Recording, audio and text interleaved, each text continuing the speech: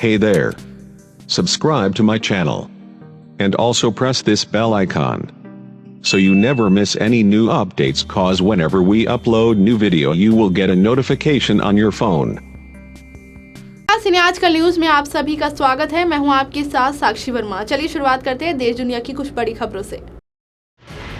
कांग्रेस ने दिल्ली के उपराज्यपाल अनिल बैजल के साथ मुख्यमंत्री अरविंद केजरीवाल के गतिरोध में मुख्यमंत्री के समर्थन में आए अन्य विपक्षी दलों के साथ खड़ा नहीं होने के अपने फैसले का बचाव किया और वातानुकूलित कमरे में आप नेता के धरने को ड्रामा करार दिया।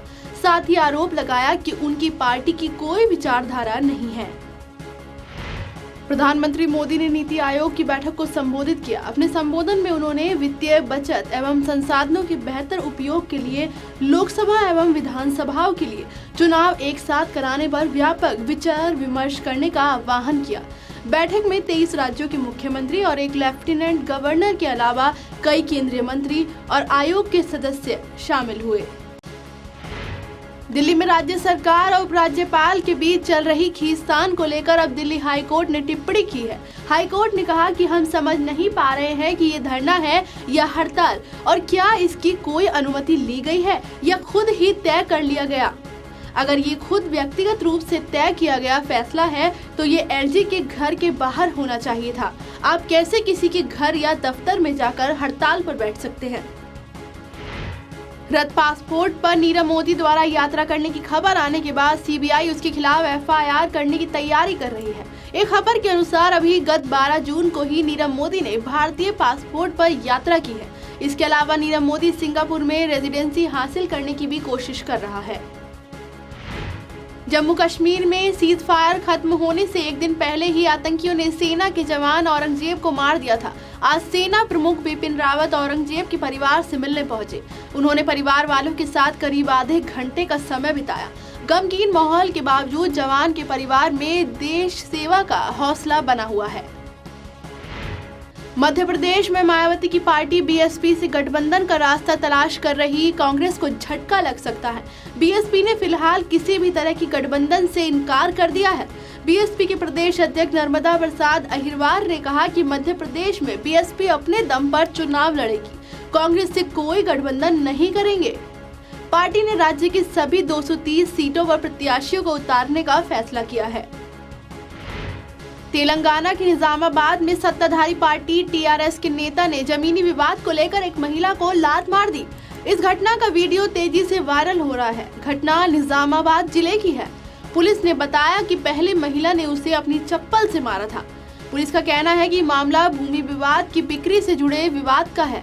हालांकि महिला की शिकायत पर आरोपी गोपी के खिलाफ मामला दर्ज कर लिया गया है। जम्मू कश्मीर में सीज फायर खत्म होने के बाद आतंकियों के खिलाफ एक बार फिर सेना का ऑपरेशन शुरू हो गया है। सुबह सुरक्षा बलों ने जम्मू कश्मीर के बिजबिहारा में आतंकियों के खिलाफ सर्च ऑपरेशन शुरू किया। सीज फायर खत्म होने के बाद आतंकियों के खिलाफ ये सेना का पहला ऑपरेशन था। इसके अलावा बांदीपुरा में चल रहे ऑपरेशन में सेना ने 2 आतंकियों को मार गिराया।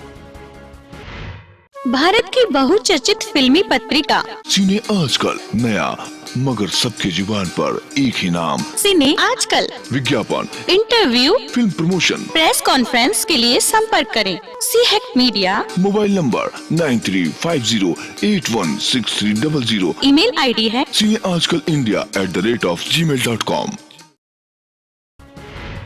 नॉर्थ ईस्ट में बारिश और बाढ़ लोगों पर कहर बनकर टूट रही है। बीते 24 घंटों में असम, त्रिपुरा, मणिपुर में 23 लोगों की मौत हो चुकी है, जबकि असम के 6 जिलों में 4.5 लाख से अधिक लोग इस बाढ़ से प्रभावित हुए हैं।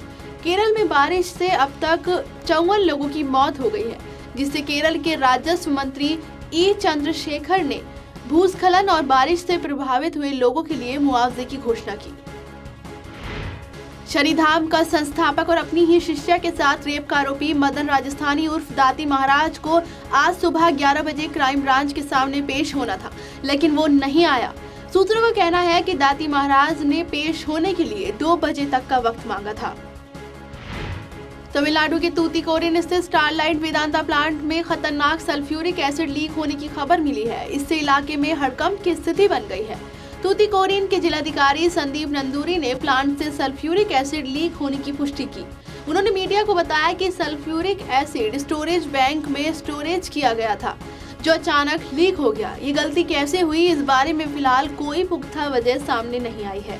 इस एसिड को सावधानी पूर्वक हटाया जा रहा है। कई मौकों पर पाकिस्तान का बचाव करने वाले चीन ने अब भारत पाकिस्तान की दोस्ती करवाने का बीड़ा उठाया है। चीन की ओर से पेशकश की गई है कि चीन भारत पाकिस्तान की त्रिपक्षीय समिट का आयोजन होना चाहिए। चीनी एम्बेसडर ने बयान दिया कि हाल ही में भारत और पाकिस्तान एससीओ का हिस्सा बने हैं। ऐसे में ये मंच भारत और पाकिस्तान को करीब लाने में मदद कर सकता है। पश्चिमी जापान के ओसाका प्रांत में आज रिएक्टर पैमाने पर 6.1 तीव्रता के भूकंप के झटके महसूस किए गए। बताया जा रहा है कि भूकंप से काफी नुकसान पहुंचा है और कई लोगों के घायल और मारे जाने की भी आशंका है। स्थानीय अखबार द जापान टाइम्स के अनुसार अभी तक 3 लोगों की मौत हो गई है, जबकि 50 लोग घायल हुए हैं।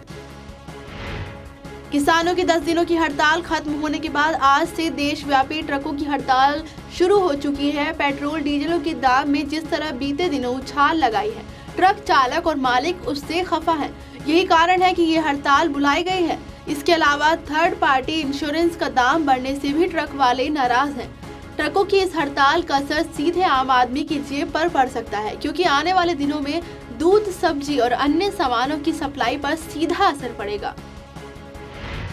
मलयालम फिल्म किंग लायर से अभिनय के क्षेत्र में कदम रखने वाली अभिनेत्री नताशा सूरी आदत से बॉलीवुड में भी डेब्यू कर रही है।